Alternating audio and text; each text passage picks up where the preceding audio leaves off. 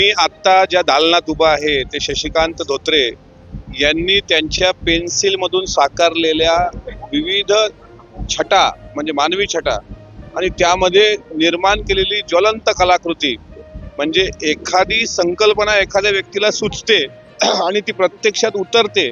म्हणजे फिशपॉटवर सुद्धा एखाद्या देखण्या तरुणीचं साकारलेलं रिफ्लेक्शन हे मला असं वाटतं की फार कमी लोकांना हे सुचतं।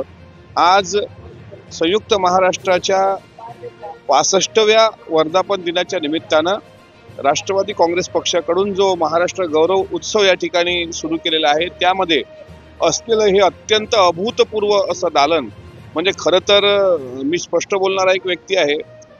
महाराष्ट्राच्या मुख्यमंत्र्यांचा जो प्रवास मी बघितला किंवा संयुक्त महाराष्ट्राच्या चळवळीचा लढा किंवा सांस्कृतिक योगदानामध्ये जे संतांचे आणि महापुरुषांचे फोटो आहेत ते AI मध्ये आता जे काय आले त्याच्यामुळं मूळ फोटो गहाळ होत आहेत की काय अशी भीती माझ्यासारख्या एका कलावंतांना वाटणं साहजिक आहे किंवा एका म्हणजे शशिकांत धोत्रेंसारख्या आर्टिस्टनी असं ज्वलंत चित्र उभारावं। मला असं वाटतं तुकोबाच्या शब्दात सांगायचं झालं तर त्यांच्या एकंदरीत या सगळ्या चित्राला बघून आणि आज आता त्याचा चित्रपट पण 23 मेला माझ्या माहितीप्रमाणे सजना हा चित्रपट येतोय।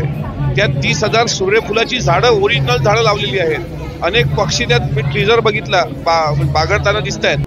ही रियालिटी जी पूर्वीच्या काळामध्ये दादासाहेब फाळकेंनी किंवा भालजी पेंढारकरांनी प्रभातमध्ये रियालिटी म्हणजे तुम्हाला आठवत असेल एक चित्रपट आला होता छत्रपती शिवाजी महाराजांवर त्यामध्ये रायगडावर 2000 लोक ओरिजिनल कॉस्ट्युम घालून भालजी पेंढारकरांनी नेली होती।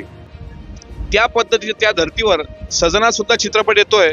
मला असं वाटतं मी राष्ट्रवादी काँग्रेस पक्षाचा आमदार आहे आणि या संपूर्ण कला दालनामध्ये किंवा या संपूर्ण जांभोरी मैदानामध्ये जर या सर्व गोष्टीचा मानाचा शिरपेचा तुरा जर कुठला रोवला गेला असेल तर तो आहे शशिकांत धोत्रे नावाच्या एका अवलियाचा की त्यांनी त्यांचं साकारलेलं पेंटिंग्स आणि त्यांनी आता महाराष्ट्राच्या समोर चित्रपट सृष्टीच्या पटलावर आणलेला एक अफलातून सजना चित्रपट निश्चितच मला आवडेल।